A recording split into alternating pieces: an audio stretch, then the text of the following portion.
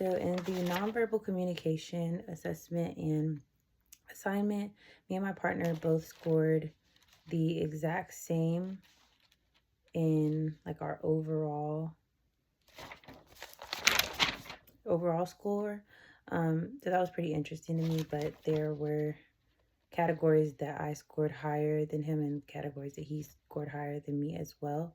So we still have like slightly different results.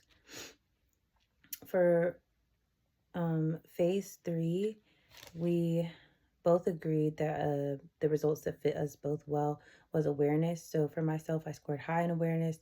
So this felt accurate because I do pay close attention to nonverbal cues and others' reactions. And then he also chose awareness and he scored higher in awareness. And his reasoning that this fit him well, it felt validating for him because he said he knows how to read people well. We see this show up for me. I said I see this show up with him, like in myself.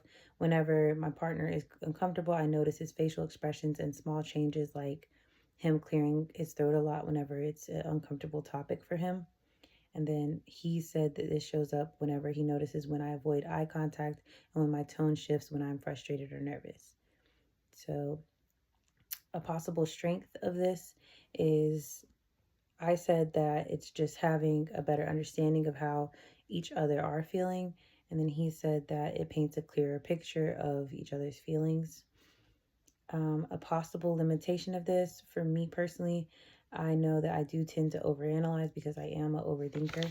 So this made me realize that it is important to clarify and not just assume what people are feeling from their nonverbal cues. And then for him, he said sometimes he misinterprets cues. So overall, I feel like this limitations from, I guess, being aware of other people's nonverbal communication is that if you read them incorrectly, then it could result in miscommunication or misinterpretation. Right, and then our results overlapped in the trait of relational meaning and awareness as well. We both scored high in both of those categories, but I'll just briefly go over our findings from the relational meaning. So it says, how might this shared trait influence how we interact? And I said that I think this shared trait helps us to feel more connected and respected by each other. He said that he thinks it goes hand in hand with awareness and helps us gauge how the other is feeling and offer better support for each other. A difference that we had in our results was that I scored higher in mediated nonverbal communication and he scored moderately. And then,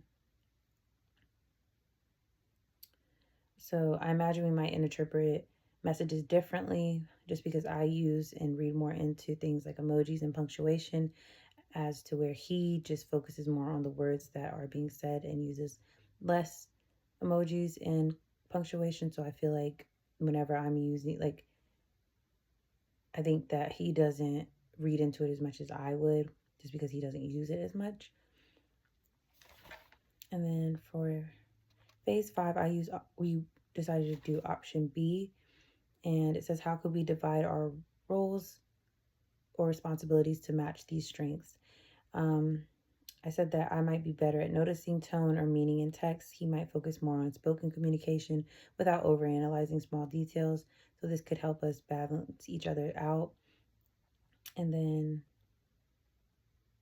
we thought that misunderstandings may happen if we just assume the other person interprets nonverbal cues the same way as we do.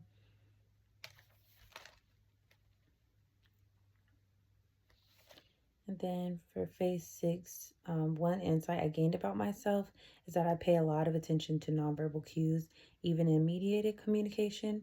And then one insight I gained about him is that he's very tuned into relational meaning and notices a lot of different cues. And so that was basically the bulk of our findings from this assessment.